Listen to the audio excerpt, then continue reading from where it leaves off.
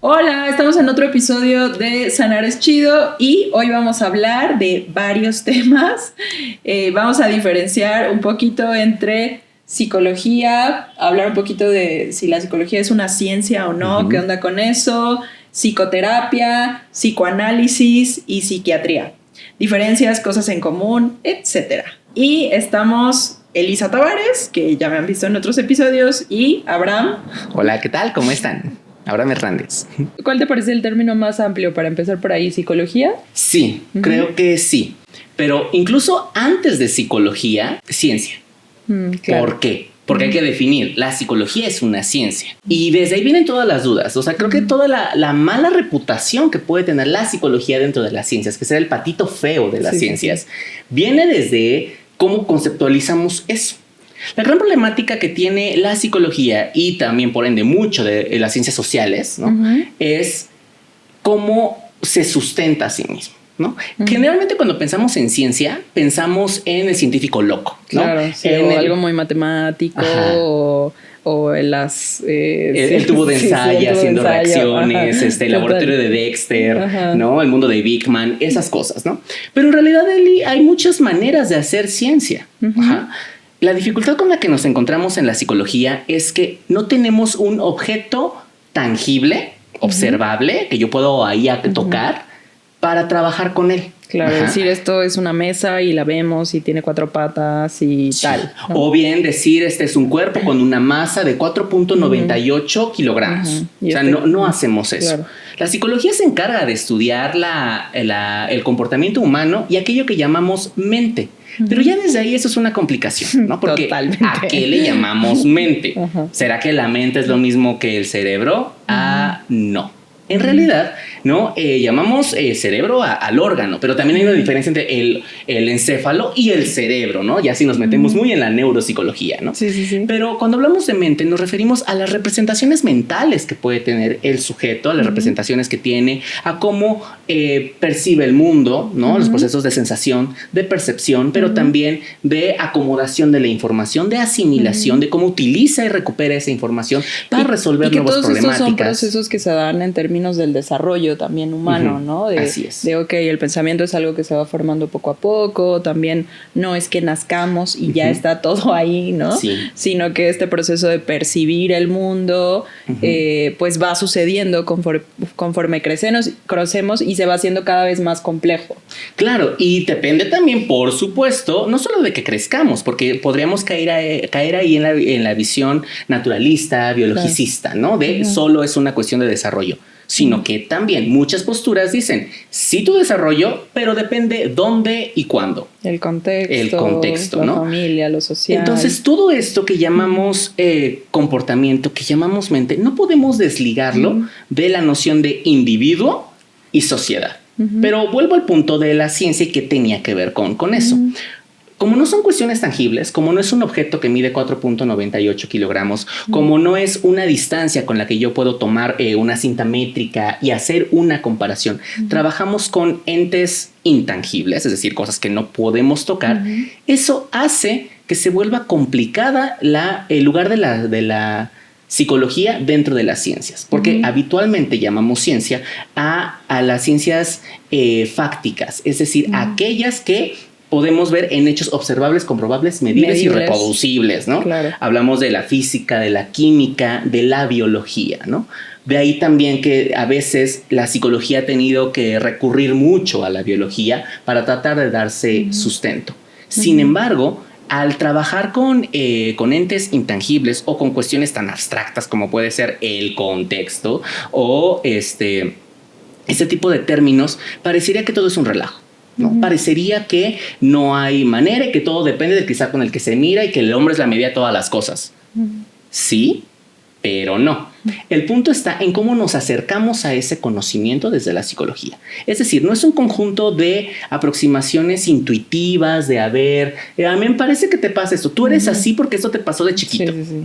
Porque o se me ocurre. Tienes ese cuerpo porque no sé qué, ¿no? O, algo que hemos dicho muchas veces en estos episodios es que es que no nos gusta tener explicaciones lineales, ¿no? Sí. Que justo siempre que hablamos de cosas psicológicas o psicoterapéuticas, hablamos de lo multifactorial, ¿no? Y entonces justo creo que tiene que ver con lo que estás diciendo. Claro, pero la dificultad que tenemos para entender esta cuestión multifactorial o bien multicausal es que habitualmente y como público, ¿no? Como gente que no nos dedicamos a lo mejor a estar en un laboratorio, la señora de la tienda, el señor que trabaja en la calle, el taxista, todo el mundo, o sea, pensemos en la gente común, tal vez sí piensa que la ciencia es una cuestión muy lineal. Ajá. Que si llovió es porque primero hubo una nube gris arriba, ¿no? Y entonces todo es un ciclo que se repite, pero va paso 1, paso 2, paso 3. Porque en la secundaria nos enseñaron que había algo llamado método científico y que era de paso 1, paso 2, paso 3. Pero en realidad hay muchas formas de hacer ciencia. Hay muchas formas de acercarnos y sobre todo de explicar. En las ciencias sociales y en las... y bueno, habría que también definir si la psicología es una ciencia social o una ciencia de la salud, pero eso es otra historia. En las ciencias sociales existe la dificultad de poder llevar a cabo esta experimentación que a veces se exige en otras áreas de la ciencia. Por ejemplo, nos enseñaron en la secundaria que si yo dejo caer un objeto, este siempre va a caer, ¿no? Y está la ley de la gravedad. Y ahí está este término, ley. Pero ¿será que existen leyes en las ciencias sociales? ¿Será que existen leyes en la psicología? Hay que pensar que también una ley no solamente tiene que ser causal, o sea, que solo nos explique causas y efectos. Puede haber leyes dinámicas, es decir, que nos expliquen cómo se mueven los elementos. Claro. Puede haber leyes de conservación, cómo es que se sostienen estos eventos en el tiempo. Incluso puede haber leyes sobre otras leyes. Y hablamos de los teoremas, es decir, conceptos que nos van a permitir explicar otros conceptos. Claro. Es ahí donde entra la riqueza de la psicología. Porque al trabajar con entes que no son tangibles, tenemos que extender lazo con otras ciencias. Y extender lazo con otras ciencias permite también darle sustento a aquello de lo que hablamos. Extendemos con, como decías, neurobiología, fisiología, ¿con qué sociología, con ciencias políticas, con administración, con derecho, con en verdad, o sea, es una riqueza muy grande. Sí. Con la medicina incluso, ¿no? Incluso también con la física. A ver, existe algo llamado psicofisiología. Y de hecho los inicios de la psicología comienzan así, tratando de replicarlo, medir los tiempos de reacción de las personas ante los estímulos, ¿no? Pero ya no estamos ahí, o sea, eso fue en 1879, así, si tú estás viendo y estás estudiando psicología, seguramente es el nombre que recuerdas, ¿no? Claro. Laboratorio de Wundt, ¿no? Pero la psicología se ha tenido que nutrir para darse un lugar. Y cuando se puede establecer un vínculo con otras ciencias, también se puede crear un cuerpo epistemológico. ¿Pero qué es eso? Epistemología. ¿Qué es epistemología? ¿No? Pero espera, antes de epistemología, resumiendo, la psicología sí es una ciencia. Sí. Puede ser, o como decías, es el patito feo de pronto de las ciencias, o no es comparable en muchos sentidos a otras.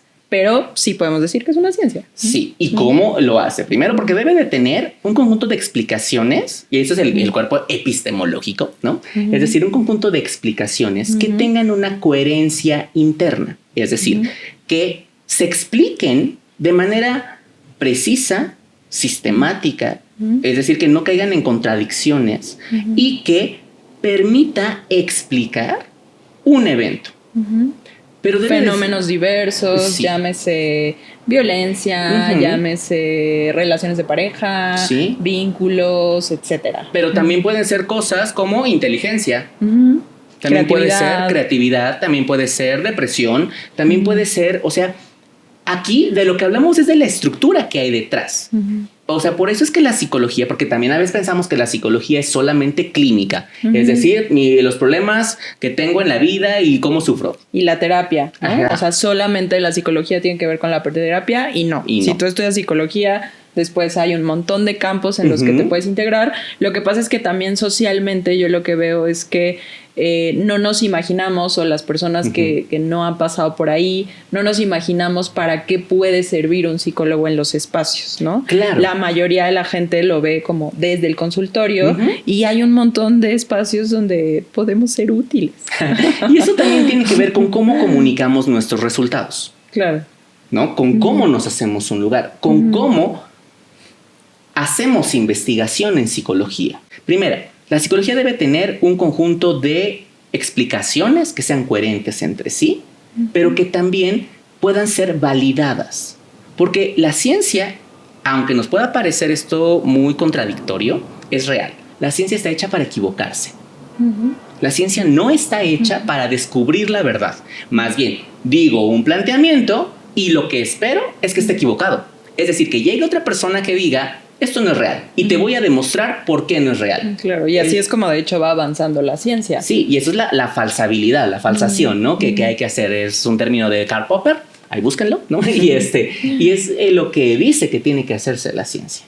Es ahí donde está la verdadera riqueza de la psicología y también cuando los diferentes teóricos comienzan a agarrarse a guamazos, ¿no? Para ver quién tiene la razón. Esto sí, esto no. Esto sí, esto no. Oye, Freud, ¿cómo se te ocurre decir esto? Oye, Skinner, pero tú por supuesto que estás completamente equivocado, así no es. Y esos debates son ricos y hacen crecer la ciencia. Exactamente. Entonces, partiendo de esto, la psicología tiene su propio método. ¿Es experimental? Sí, es experimental. Pero cuando hablamos de método experimental en la psicología, no quiere decir que forzosamente hace experimentos. ¿Qué es? O que no sabe de dónde parte. No. O sea, no es el tubo de ensayo de voy a aplicar este cloruro de sodio y a ver que explote algo. No voy a hacer eso, ¿no? La psicología es experimental, pero no porque haga experimentos, sino porque se valida mediante la experiencia y la experiencia del sujeto, ¿ok? De aquel que estamos estudiando. Pero también debemos no ser ingenuos, tenemos que ser muy cautos. Si yo estoy estudiando un sujeto, mi simple presencia altera a ese sujeto. Es aquí donde entra... Esa es una gran diferencia con otro tipo de ciencias, ¿no? Que no es justo como decías el objeto en sí y nada más el objeto, sino que aquí pues hablamos de un vínculo, ¿no? Y todo lo que eso implica. Claro, pero también desmitificando a otras ciencias para darle pues, su bonito lugar a la psicología y quitarle un poco de ser el patito feo.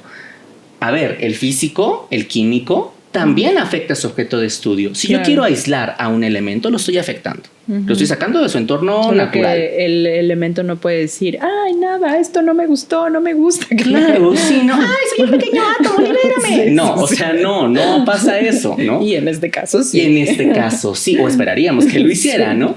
Así pasa. El biólogo también, cuando está en contacto con una especie, también. O sea, ustedes creen, por ejemplo, que cuando se hace un documental de Discovery Channel, no la presencia de los investigadores que están ahí no altera también el entorno. Por supuesto. Lo malo es que en la psicología lo vemos súper mal.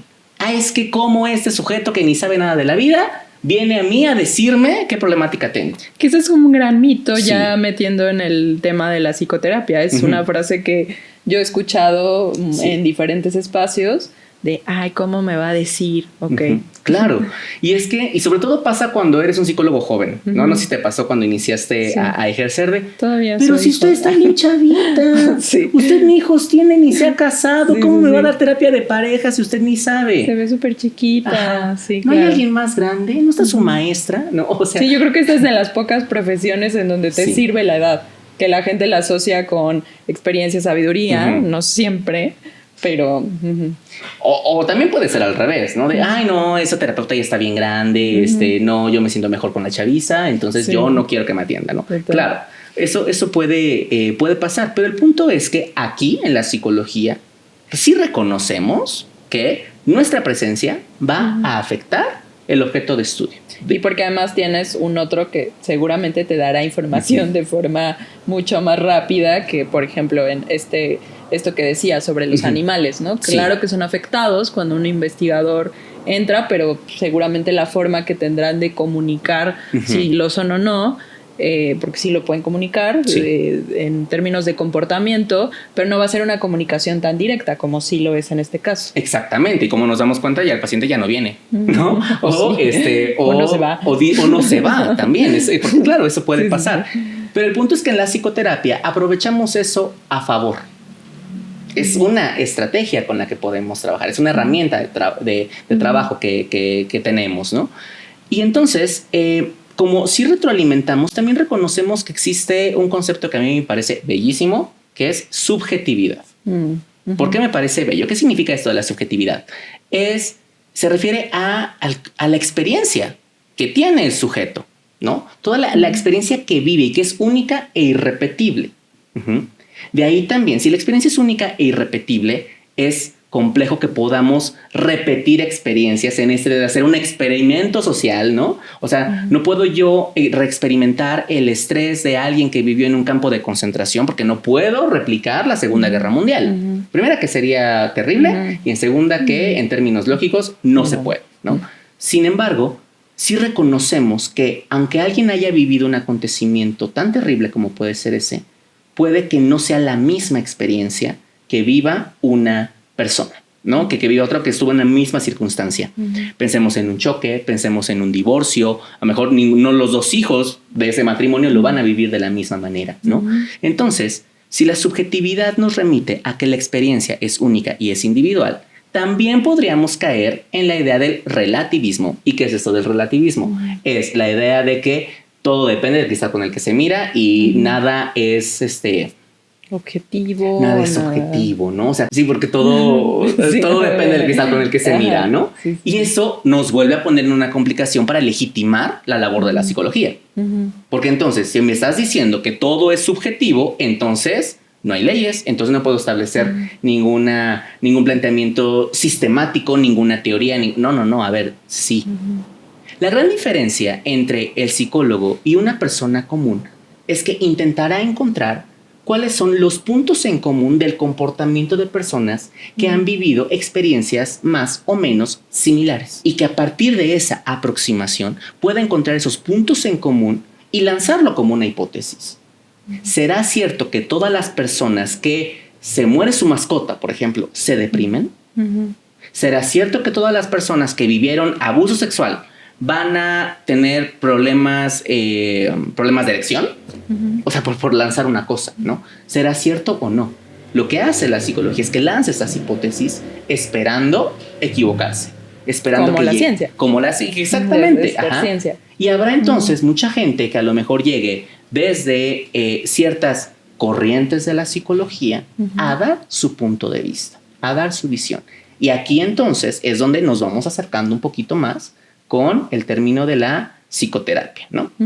La psicoterapia lo que busca, bueno, es una relación que puede ser 1 a 1, o que puede ser 2 a 2, o que puede ser grupal. Familia. Es más, creo que Eli, tú ahí tienes como mucha experiencia. ¿Tú con cuánta gente has trabajado? ¿No? Siempre he tenido esa duda, así como tu grupo más grande.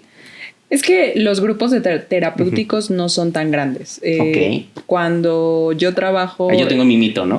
Sí. Es que hay que decir que el psicodrama, que es mi enfoque, se puede aplicar en encuadres diversos, ¿no? Entonces, por ejemplo, hoy en la mañana di un taller sobre psicodrama, pero evidentemente no en un contexto de terapia de grupo, y me parece que eran 39, 40 personas, ¿no? Entonces, sí, o sea, si tú me dices con cuántas personas has trabajado, pues sí he tenido grupos muy grandes, porque en algunos encuadres pues no importa, ¿no? Incluso puedes trabajar con 100 personas, 200 personas, justo eso platicaba yo con las estudiantes que me acompañaron, pero ahí, por ejemplo, lo que se recomienda siempre es ir en grupo psicodramático, ¿no? Porque hay cosas que, o sea, necesitas como apoyarte de todo el equipo para pues realmente poder dirigir con grupos tan grandes. Pero los grupos terapéuticos no son tan grandes, son encuadres más bien, o sea, puede ser desde 5 o 6 personas, 10 personas máximo, porque justo como en los grupos terapéuticos, aunque tienen encuadres de 6 meses, por ejemplo, a veces un año, los encuadres que yo uso son de 6 meses, pero justo pues la idea es ir profundizando en la historia de cada quien. Entonces si tienes grupos grandísimos no hay manera. Claro. Sí trabajo con grupos muy grandes, pero en otros encuadres. Ok, y esto que acabas de mencionar creo que es muy importante, la cuestión del encuadre, ¿no? Si nos ponemos muy históricos y vamos desde el origen de los encuadres, creo que también te habría que decir que es un encuadre, ¿no? Porque antes del origen son ciertas reglas del juego, que si lo vemos desde la psicoterapia, pues son podríamos decir normas. Sí, reglas del juego. Sí. Yo siempre lo he manejado de esa manera. Eso. Sí, son las reglas del juego y estas van a variar también, depende del enfoque terapéutico. Ahorita yo hablaba de grupo, de cuánto tiempo, tal. Pero si hablamos de psicoanálisis, cognitivo-conductual, etcétera, va a ser muy distinto el encuadre de cada psicoterapia y la persona tendría que comunicarte cuál es el encuadre de este tipo de psicoterapia. Sí, claro, y creo que desde ahí, o sea, es importante también entender cómo ha evolucionado y también, porque creo que si explicamos la evolución de cómo esto ha cambiado, la gente puede comprender tal vez por qué tenemos las ideas que tenemos sobre la psicoterapia y sobre la psicología en general, ¿no? Una figura muy importante dentro de todo este mundo es Sigmund Freud, ¿no? Psicoanálisis. Sí. Básico. Exactamente, ¿no? Es nos guste o no nos guste, lo amemos o lo odiemos, lo que sea, es un punto de partida, ¿no? Porque fue el señor que dijo, a ver, vamos a tratar de sistematizar esto, ¿no? Y entonces algo que se le ocurre es que las personas sufren, las personas están enfermas y por lo tanto hay que curar. Recordemos que el enfoque que él tiene es médico, ¿no? Por lo tanto, lo que hay que hacer es curar. Así que ese punto de partida nos hace que llamemos a la persona que viene a la sesión, lo llamemos paciente, ¿no? Y es un paciente porque es lo que hace el médico, ¿no? El médico trata a un paciente porque está enfermo y buscará la manera de curarlo. Y él se da cuenta que la manera en la que puede curar es a través del habla, la asociación libre, ¿no? Y entonces diga todo lo que usted quiera, ¿no? O sea, asocie libremente considerando que lo que vive el sujeto es producto de un funcionamiento inconsciente, ¿no? De cosas que reprime y que justo la asociación libre va a ayudar a que esto que esté reprimido salga a la luz y la persona tenga esa conciencia para mejorar desde ahí. Exactamente, ¿no? Propiciando algo que se llama ahí insight, que es darse cuenta. Me doy cuenta. Por ejemplo, el otro día veía en la tele un caso de una mujer, Kilos Mortales, estaba viendo, ¿no? Y decía, ella es una mujer con una obesidad mórbida y decía, yo viví un abuso sexual. Y me he dado cuenta que a partir de que viví ese abuso sexual, yo busqué la manera de que mi cuerpo, de defenderme a través de mi cuerpo, ¿no? Y entonces esta obesidad responde ante una defensa que vivo, ¿no? Entonces, el psicoanálisis hace un señalamiento al respecto y dice, no lo decidiste, fue una decisión inconsciente, asumida por el sujeto pero inconsciente. En tanto yo te hago darte cuenta, genero el insight, el efecto que tendrá en tu vida es que te darás cuenta y tratarás de manera deliberada de evitar este comportamiento, porque ya te diste cuenta de su utilidad y entonces podrás alcanzar la salud, ¿no? Podrás curarte al respecto, ¿no? Y la relación es uno a uno y hay un concepto importante que es la transferencia, ¿no? Que hablamos ahorita de este vínculo que se puede establecer y que la psicología lo toma como una herramienta a favor. El psicoanálisis va a considerar que a quien le estoy hablando, ¿no? Por ejemplo, si tú eres mi terapeuta en este momento y de repente me enojo, tal vez no es que me esté enojando con Elizabeth Tavares, me estoy enojando con lo que representas. Para mí, que puede ser sobre tus figuras femeninas, sobre amistades con otras personas. Figuras de autoridad, lo que sea, ¿no? Entonces, el planteamiento que tiene el psicoanálisis es que el sujeto además tiene fuerzas internas que lo mueven, tiene impulsos de vida, impulsos de muerte y esas pulsiones se mueven adentro del sujeto y hacen que de repente haga cosas que le hagan sufrir. O bien, que incluso en este sufrimiento puede encontrar cierto placer, ¿no? Y entonces por eso se repite, lo que hay que hacer es hacer consciente al sujeto. Si recuerdan, hace rato hablábamos de todas estas explicaciones teóricas que tienen coherencia o no, y es esto, ¿no? O sea, en el caso del psicoanálisis son todas estas bases que pueden ser comprobables o no en casos específicos, pero como tú decías, te guste o no Freud, pues ahí empezó todo, ¿no? Sí, claro. El punto está en cómo cruzamos esto que acabamos de mencionar con la ciencia. Una de las críticas importantes que se hace al psicoanálisis y que, ojo, quiero dejar claro, psicología no es lo mismo que psicoanálisis y tampoco es lo mismo que psicoterapia y tampoco es lo mismo que psiquiatría. Ahorita diferenciaremos, ¿no? Pero entendiendo que es el psicoanálisis, es una teoría y práctica a su vez. Una práctica que se sostiene en su teoría y una teoría que se sostiene en su práctica, ¿no? Pero que para tener coherencia interna tiene casos canónicos, ¿no? Casos primordiales que explican y dicen, mira, aquí está el ejemplo de esta aplicación, ¿no? Y está el caso Dora. Esta pulsión de muerte. Exacto. Sí, aquí está, ¿no? Aquí o sea, se ve. El caso Dora, Ana O, el pequeño Hans, el hombre de las ratas. O sea, hay un montón, leanlo, están muy interesantes. Pero, ¿cuál es la crítica que se hace? Desde la visión muy científica de necesitas una muestra representativa. ¿Cómo mides eso? Necesitas una muestra representativa para decir que realmente todas las mujeres tienen... todas las mujeres son histéricas. Para decir que todas las mujeres pasan por un complejo de castración. Que realmente el Edipo es universal. O sea, conceptos teóricos del psicoanálisis que son atacados por eso, ¿no? Porque a partir de casos únicos o de solo una muy pequeña muestra, Freud fundamenta su teoría. Y la exigencia desde el lado de la ciencia es, no, necesito un montón de casos. Necesito una muestra representativa. Exactamente.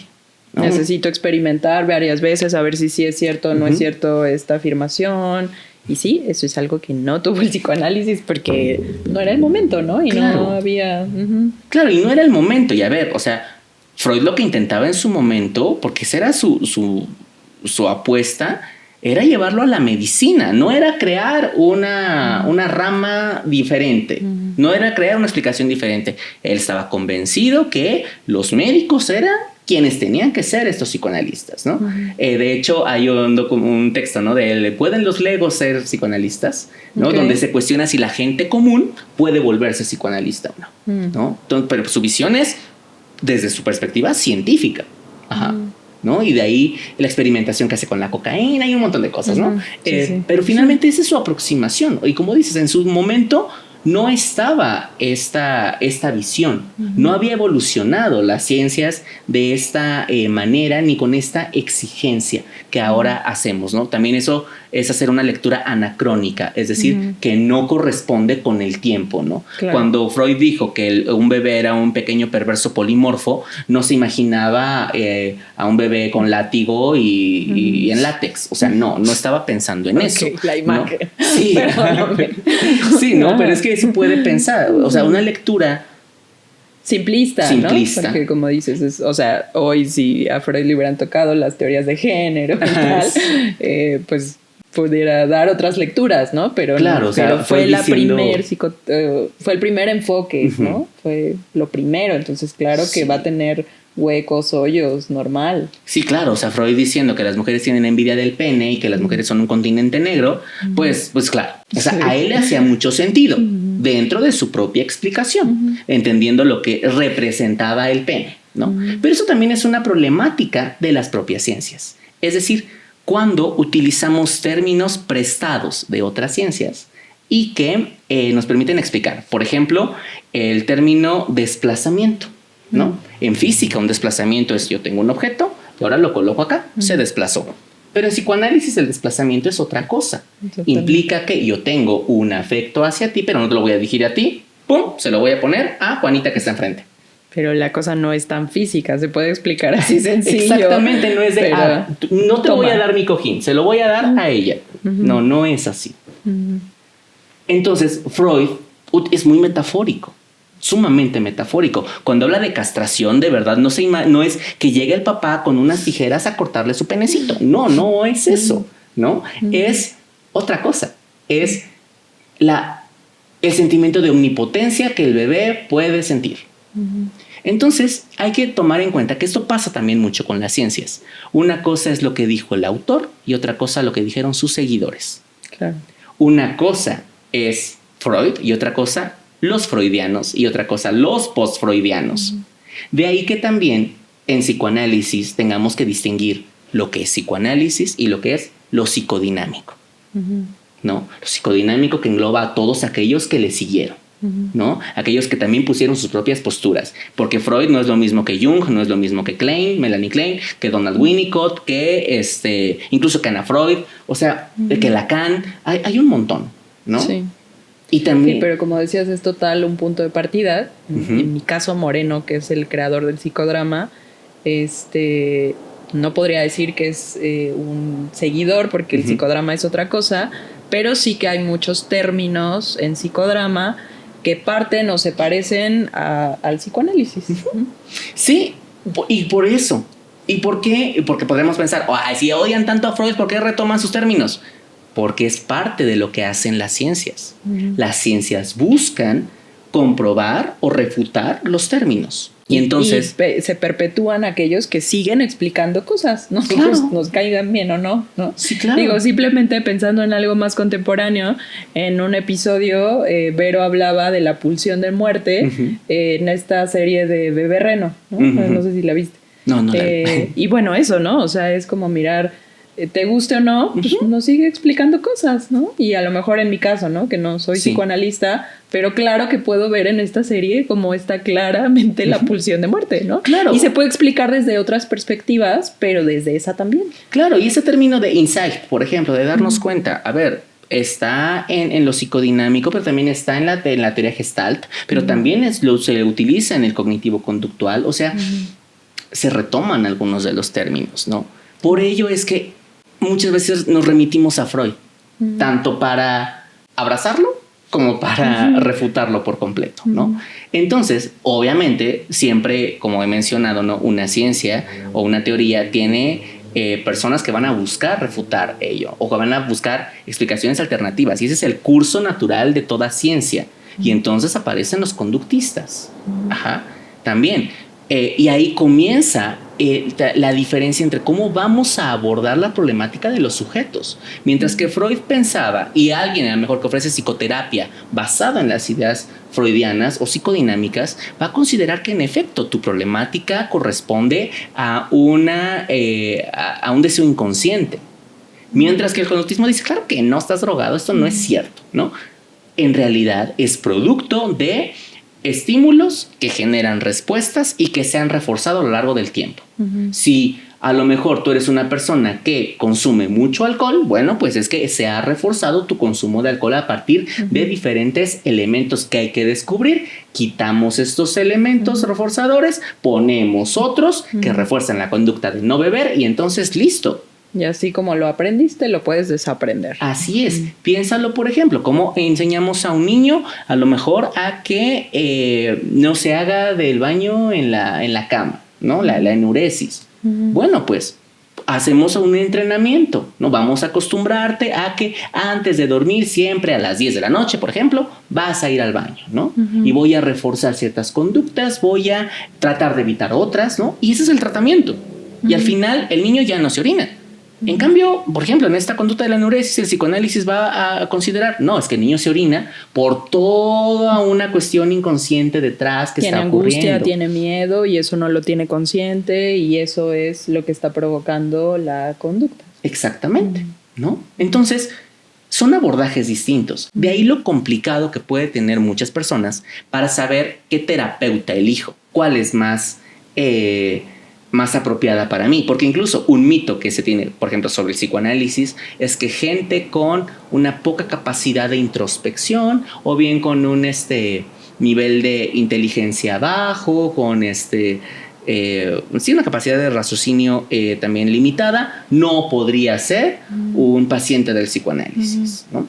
Y no necesariamente. Que me parece una visión también muy clasista, ¿no? Claro. Y muy sesgada. Sí. ¿Desde dónde vas a determinar eso? Claro, porque también hay que considerar que Freud, sus pacientes fueron mujeres, personas de la clase alta, no solo tenía mujeres, sino personas de la clase alta, de la época victoriana.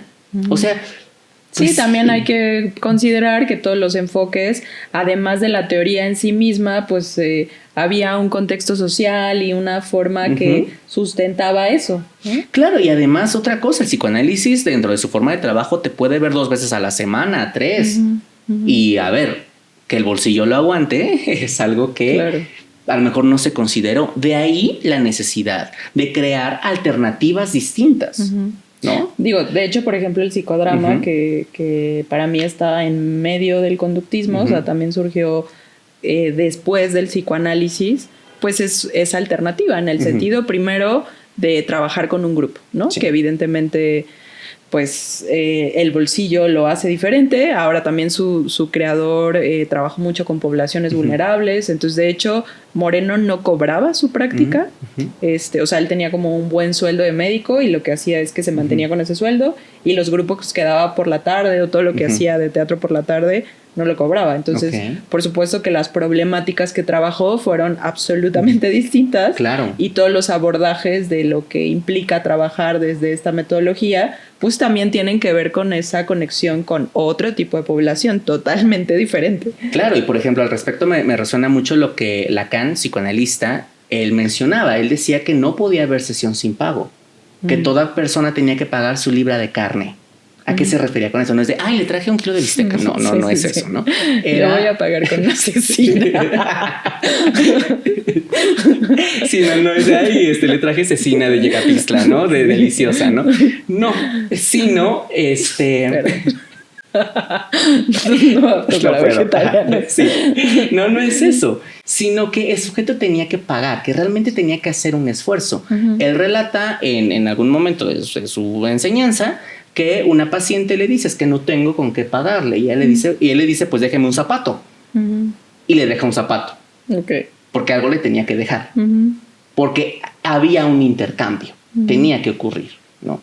Y también es otro mito, al final de cuentas. La terapia es carísima, la psicoterapia es carísima. Sí y no. O sea, también hay muchas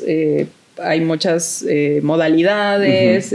La terapia de grupo, pues por ejemplo, también es el pago, es un pago diferente por repartirlo dentro del grupo.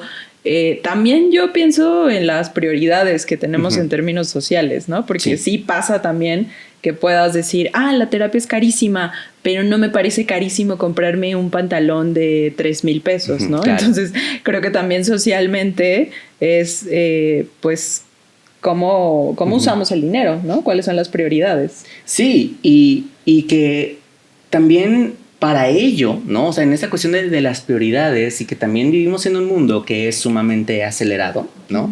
Es que se generan los modelos de psicoterapia breve. Claro. Considerando el costo y otra, la velocidad. ¿Por qué? Porque cuando hablamos de estos modelos psicodinámicos que, al menos desde textos de psicoterapia breve, llaman método tradicional, ¿no? Pues es que son largos. O sea, un psicoanálisis... de hecho, no me acuerdo, hay un texto, no me acuerdo de quién, del autor del psicoanálisis lacaniano, que se llama Psicoanálisis terminable e interminable, ¿no? Que se pregunta cuándo es el fin de análisis, ¿no?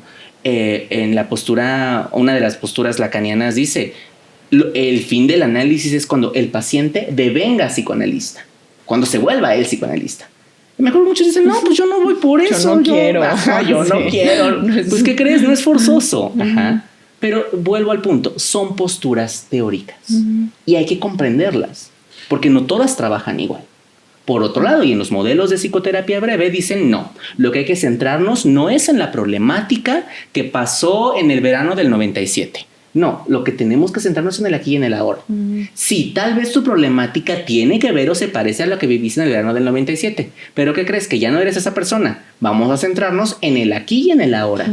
Y entonces, en las primeras sesiones, es más un programa de 9-10 sesiones, lo que va a durar esta terapia breve, en la 1-2 me voy a dar cuenta cuál es tu problemática.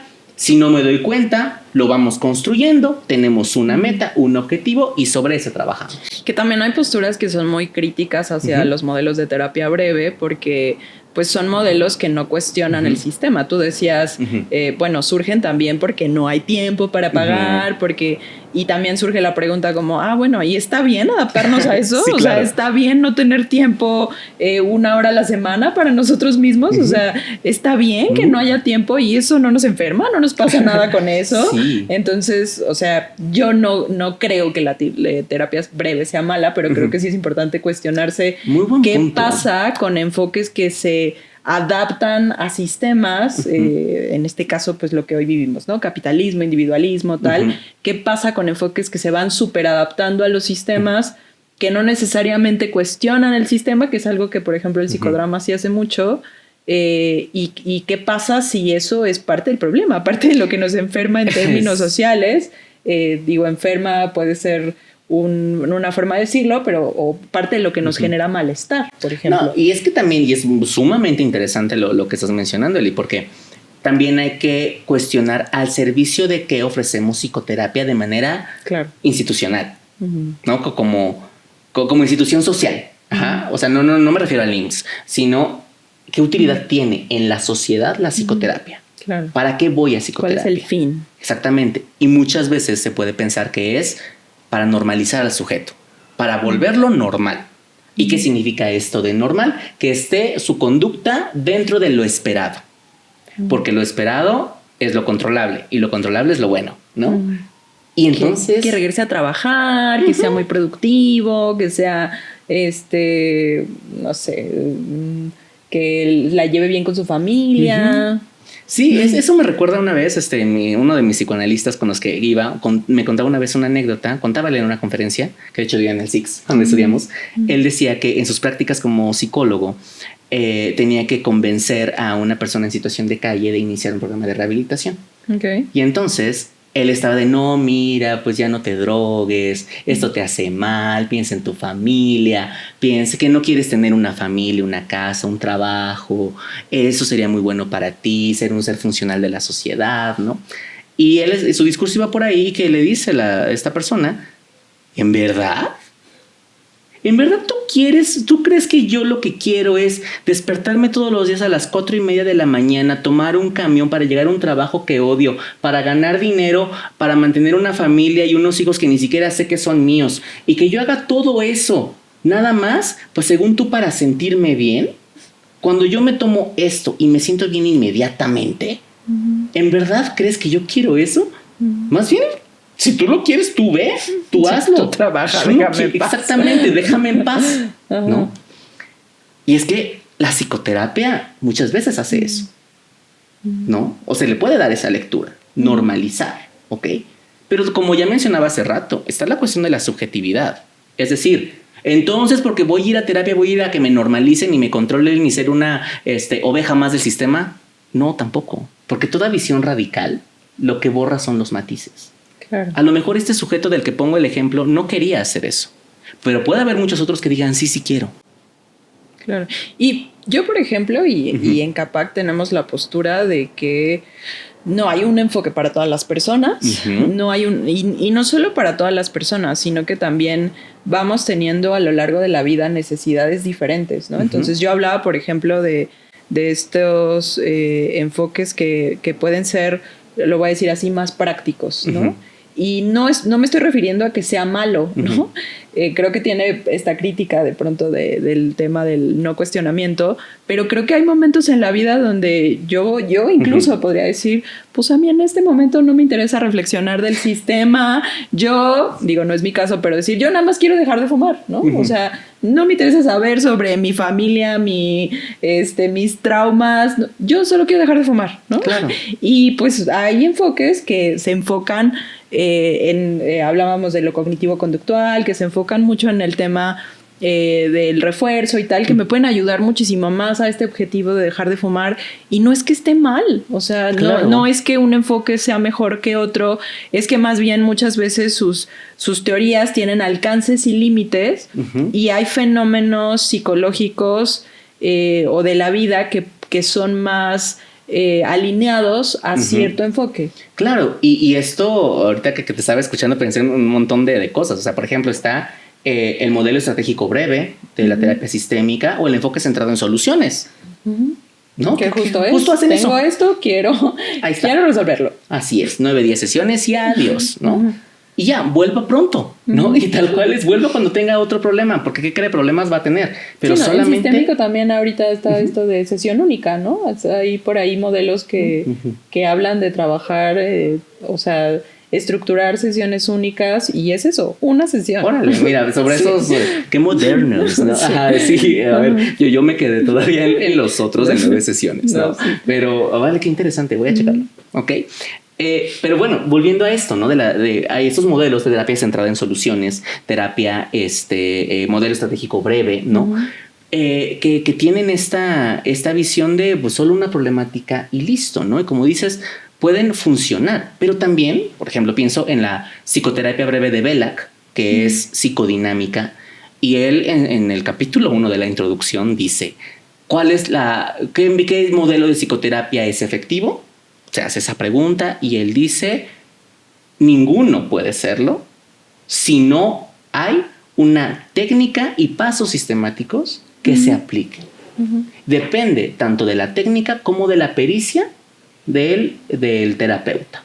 Pero también hay que reconocer, bueno, ese es un enfoque, eso es lo que dice Belak, ¿no? Pero desde la terapia sistémica dicen, ¿y qué crees? También interviene la persona. Lo que hay que hacer en la terapia sistémica breve es generar una sensación de autoeficacia. Pero solamente podemos generar esta sensación de autoeficacia si el sujeto tiene disposición. ¿No? Es como este chiste súper malo de los psicólogos de ¿cuántos psicólogos se necesitan para cambiar un foco? ¿No?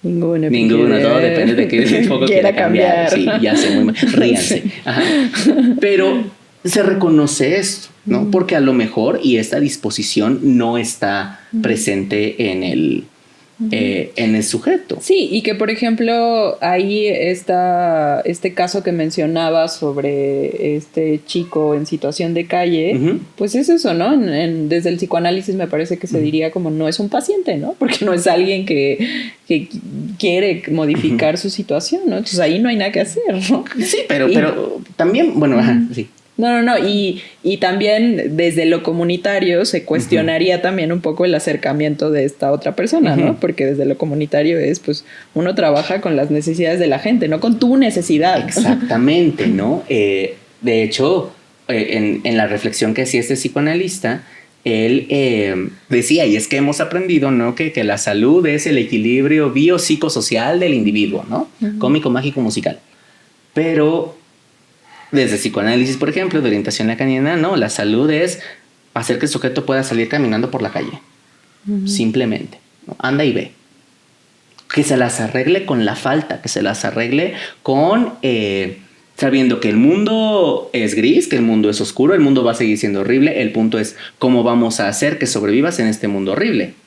Porque siempre te va a faltar algo. Nada de que tú eres capaz de ser lo que tú quieras ser. No, hay límites, estás castrado, no vas a poder hacerlo. Aprende a vivir con que no vas a poder. Siempre va a haber una pieza suelta. Sí, el psicodrama en ese sentido tiene una visión más rosa. Ajá. Sí, o sea, o el humanismo, ¿no? O sea, el humanismo, ¿qué vamos a hacer? Vamos a tratar de potencializar tus habilidades, tus capacidades. Sí, desde el psicodrama vamos a buscar que nuestros diferentes roles sean creativos, que no estén rigidizados por un sistema social. Desde ahí también hay mucho cuestionamiento al sistema social, pero pues sí tiene esta visión de bienestar, de creatividad, de vínculo, de encuentro con los otros, también como desde el trabajo de grupo. O sea, tú te imaginas a una persona saliendo por la calle, ¿no? Mi idea de bienestar desde el psicodrama es una persona que habita grupos, ¿no? Que habita grupos y desde ahí comparte, se juega, sí, como se es flexible dentro de los grupos. Sí, no, y el psicoanálisis va a decir no, o sea, cada cabeza es un mundo, cada caso es único, es ir el caso por caso, si establece el lazo, qué bien, y si no establece el lazo y con eso está bien, adelante, ¿no? O sea, y son visiones distintas, y claro, esto puede confundir al público, entonces, ¿con quién voy? ¿No? Sí. ¿Con quién voy? Si todas parecen tener enfoques distintos, no te preocupes, el sistema, la teoría, también va a escuchar a la persona y va a implementar lo que sea necesario para cada caso. Que, por ejemplo, en Capac hacemos una entrevista para tener más información y a veces proponer un enfoque, ¿no? Pero justo es eso, es una propuesta. No es como de, este es el enfoque que te va a arreglar la vida, porque pues no funciona así. Es, ok, tenemos un poquito más de información y desde ahí podemos decir, yo creo que este terapeuta desde su experiencia. Pero como dices, ¿no? Cada teoría, y creo que yo también diría la ética del psicoterapeuta, ¿no? De si de pronto vas con alguien y la propia persona te dice como, oye, no es mi experiencia, tal, pero mira, te paso este número, eso es algo que también puede pasar. Claro, porque también es ético y es necesario reconocer los alcances que tiene cada postura teórica, ¿no? Y los límites, totalmente. Por ejemplo, algo de lo que es consciente los diferentes modelos de terapia breve es que solamente pueden trabajar con problemáticas transitorias, le llaman. O sea, problemáticas en el aquí y en el ahora que no determinan un continuo en la vida del sujeto. O sea, entiéndase trastornos de la personalidad, ¿no? Desde la psicoterapia breve psicodinámica, Vela, que sostiene que esto aplica para neurosis. Si usted tiene una psicosis, vaya con el modelo tradicional. Porque sí, hay problemáticas que tienen los sujetos que requieren un acompañamiento amplio. Porque también, y entra aquí, la psiquiatría, ¿no? Existe un libro que se llama el DSM-5, ¿no? Que es el manual de los trastornos mentales, donde viene especificado cada uno de ellos. Hay una división entre los diferentes trastornos del neurodesarrollo, si son de personalidad, de estado de ánimo, si son del aprendizaje, entre un montón de cosas. Y viene clasificado los criterios, marcamos tiene, no tiene, y a partir de ahí se genera una intervención. Y que ahí retomamos una postura, hablábamos hace rato de la normalidad, ¿no? Los trastornos tienen mucho que ver con esta noción de la normalidad, porque en este sentido, pues los trastornos entran en lo no normal, ¿no? Claro. Ya sea de la personalidad, del estado de ánimo, que ahí también hay posturas contemporáneas, o siempre ha habido posturas que están en contraposición, o ahora, por ejemplo, uno de los grandes teóricos del trauma, Gabor Maté, tiene justo un libro que se llama El mito de la normalidad, ¿no? Y él habla de que a lo largo de la vida todas las personas vamos a caer en algún punto, en un estado, en algún trastorno, porque él dice como, pues no existe como tal, o sea, siempre va a haber variaciones, ¿no? Sí. Y es otra postura. Sí, y a ver, ahorita con que hablabas de normalidad y anormalidad, recuerdo el texto de Michel Foucault, Los anormales, ¿no? Como a los anormales son categorías también construidas socialmente, claro, ¿no? Para poder meter aquello que no sea adecuado a la regla y permite al Estado que vigila y controla y castiga poder decir, mira cómo sí controlo. Y esa es una visión también más de cuestionamiento al sistema, ¿no? Porque también decimos, bueno, ¿qué es lo normal? ¿Qué es lo normal? También en términos sociales, ¿a quién le sirve esa separación, ¿no? Sí. Y que nos lleva a movimientos como la antipsiquiatría. Pero antes de hablar de la antipsiquiatría, eso es otro tema, eso es otro capítulo. Bueno, la psiquiatría también tiene su propia visión sobre cómo va a tratar las problemáticas. Pero hay que saber una cosa. El psiquiatra no es un psicólogo, ¿no? El psiquiatra no es necesariamente un psicoanalista. El psiquiatra es un médico que cursó una especialización en psiquiatría y que va a considerar que estas problemáticas que tienen los sujetos tienen un sustrato biológico. Y sí lo tienen, ¿no? Sí. O sea, el tema es que no solo biológico, siempre es algo biológico, algo psicológico, algo social, y entonces podemos intervenir desde diferentes lugares. Claro, y además es un cruce. De hecho, hoy leía un texto, era sobre la ciencia de Mario Bunge, y él decía, la psiquiatría es un cruce entre la psicología y la neurología aplicada, ¿no? Él así lo definía. Y es que en efecto hay que ver desde dónde lo están poniendo. Entonces, si esa es la visión y se sostiene que la problemática del sujeto tiene un sustrato biológico, pues es altamente probable que tal vez no explore la parte social, la parte comunitaria, la parte, otros ámbitos del sujeto, ¿no? Sino que buscará intervenir a partir desde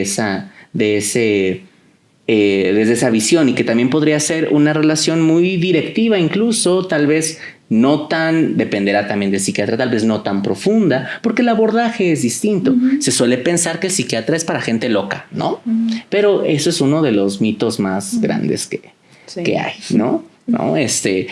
Al final... y también que puede haber casos en donde un psiquiatra se haya formado como psicoterapeuta. Claro. Y entonces también no se sorprendan si de pronto encuentren psiquiatras que sí les digan, sí te puedo dar psicoterapia, porque me formé en psicoterapia. Exactamente, y eso puede pasar, y a lo mejor elige un enfoque distinto, ¿no? Porque, o sea, un psicólogo, como ya mencionamos, eso es una licenciatura, es una ciencia, ¿no? El médico que se especializa en psiquiatría es psiquiatra, y el psicoterapeuta es alguien que se especializó en la atención clínica. Y en un enfoque en particular. Hay muchos enfoques. ¿Cuáles pueden ser, en términos muy generales? Hay muchísimos, hay 400, pero digamos los más famosos, el enfoque psicodinámico, el enfoque humanista, cognitivo-conductual, el sistémico. Creo que esos como 4 grandes ramas. Psicodrama. Sí, yo sabía que este dedo me hace falta mencionarlo, ¿no? Como estos grandes, hay muchísimos, ¿no? Dentro de esas vertientes. También, por ejemplo, dentro del cognitivo-conductual está el racional, emotivo-conductual, ¿no? Sí, ya después hay subdivisiones al interior. Así es, pero es la especialización de la especialización, que también ese es el camino que dice la ciencia que hay que hacer con la formación, ¿no? Claro. Y por otro lado está el psicoanalista. El psicoanalista no necesariamente estudió psicología, no necesariamente estudió medicina. Es alguien que se ha formado en la teoría y la práctica psicoanalítica. De hecho, o sea, el psicoanálisis no persigue ser una ciencia, no persigue que los demás le digan, sí, cumples con el hecho de ser una ciencia. No, es una teoría que se sostiene a sí misma y que se sostiene con práctica, que tiene una forma de funcionamiento también muy crítica al interior, que también buscan crear más conocimiento, también buscan crear más teoría, se verifican entre ellos. Un psicoanalista tiene que estar en supervisión constante. También hacen su chamba. Sí, hacen su chamba también. Pero, digamos, no tienen problema en tener que seguir un método científico, incluso de las ciencias sociales, ¿no? Es una forma de trabajo distinta la que ellos tienen. Bueno, Abraham, y ya acercándonos a un cierre, porque tenemos que cerrar, ya pasó mucho tiempo. Sí. O sea, más bien sentí que pasó muy rápido y ahorita que Van nos dijo como, ya llevan, ¿en qué momento? Sí, yo quiero seguir platicando. Sí, yo también. Pero, pues bueno, hablamos de estas diferencias y hacemos un recuento. ¿Cuáles son los términos que vimos? Vimos primero qué es ciencia y por qué la psicología sí es una ciencia. Sí hay un método, sí hay una serie de pasos, sí comprueba mediante la experiencia, no necesariamente la experimentación, sino la experiencia. Y es un conjunto de saberes ordenados, sistematizados, que se actualiza, se comprueba y se refuta, ¿no? Y eso hace que la psicología sea una ciencia. Lo diferenciamos de la psicoterapia, que es una de las aplicaciones de la psicología clínica, que se encarga de atender las problemáticas que tenga una persona. Dentro de esa línea de la psicoterapia existen diversas teorías, diversas corrientes. Hablamos de una de ellas, que es el psicoanálisis. Mencionamos al conductismo, mencionamos el cognitivo-conductual, el humanismo, hablamos del psicodrama también. Y dentro de esta línea de las psicoterapias hay que tener en cuenta que es una especialización, ¿no? Es decir, un psicólogo no necesariamente es un psicoterapeuta. Es alguien que se especializó en la atención a pacientes y que ha elegido una corriente para que su intervención sea efectiva, porque una intervención va a ser efectiva en tanto se sostenga en un constructo teórico que lo respalde. Porque de lo contrario puede haber de chile, dulce y pozole, y entonces, sí, claro, a lo mejor el tratamiento no funciona, es porque tal vez no hay una base sólida que lo sostenga. Claro. Mencionamos también que es el psicoanálisis, que es una práctica independiente que no ha buscado formar parte de la psicoterapia. Si bien hay una terapia que se llama psicodinámica, es una adaptación que han hecho, pero hay quien dice yo voy a ser un poquito más puriста y entonces yo soy psicoanalista. Y es un cuento aparte. Exactamente, y es un cuento aparte con su propia epistemología, formas de trabajo. Ahí no hay una maestría que diga me voy a poner como psicoanalista, ¿no? Hay en estudios de psicoanálisis, pero así de capacidad para ser psicoanalista, no. Ellos dicen yo voy por una línea diferente, ¿no? Dependerá también, ahí hay corrientes incluso, subdivisiones, etcétera. Y la psiquiatría, que es una especialización de la medicina y que va a conceptualizar la problemática del sujeto con un sustrato biológico que es el que hay que atender, es el que hay que en el que hay que intervenir y que puede ser que también tenga estudios de psicoterapia. Claro. Me parece súper buena tu síntesis. Y yo solamente me quedo con esta duda de si hay términos que no se entienden, porque de pronto nos han dicho como que, bueno, hablar entre psicólogos, de pronto hay términos que uno dice, sí, claro, esto. Y pues me gustaría que si alguien por ahí dice, no entendí esto, tal, que lo dejen en los comentarios, lo podemos explicar en otros episodios. Y también que si quedaron dudas con respecto a estas diferenciaciones o ya más específico que quieran saber algo sobre la psicología, sobre la psicoterapia, etcétera, nos lo dejen ahí en los comentarios y con gusto lo exploramos en otro episodio. Así es. Muchísimas gracias. La verdad es que fue increíble estar contigo, con ustedes el día de hoy. Nos vemos.